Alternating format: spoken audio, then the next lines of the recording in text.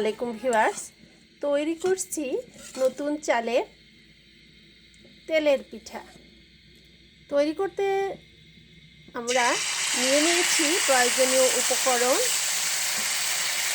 নতুন চালের গুঁড়ো, লবণ, সামান্য পরিমাণ লবণ নিয়েছি চিনি। আমি ডোটা তৈরি করে আধা ঘন্টা রেখে দিয়েছিলাম।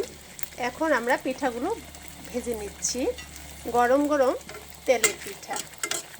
তো পিঠাটা আমরা সরিষার তেল দিয়ে ভেজে নিচ্ছি। দেখেন কি সুন্দর মুচমুচে, খুবই টেস্টি নতুন চালের তেলের পিঠে।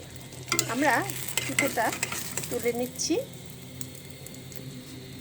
এই যে তুলে নিচ্ছি। আমরা আরেকটা পিঠা দিচ্ছি।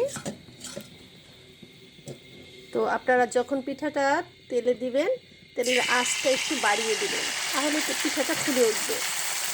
আর দেখেন কি নরম তুলতুলে। এই যে প্রত্যেকটা পিঠা যদি খুব গরম, এটা আমি ছিঁড়তে পারলাম না, এটা নিলাম। খুবই টেস্টি, অসাধারণ মুচমুচে হয়েছে। আপনারা সবাই ঘরে বসে তৈরি করে খাবেন তেলের পিঠা।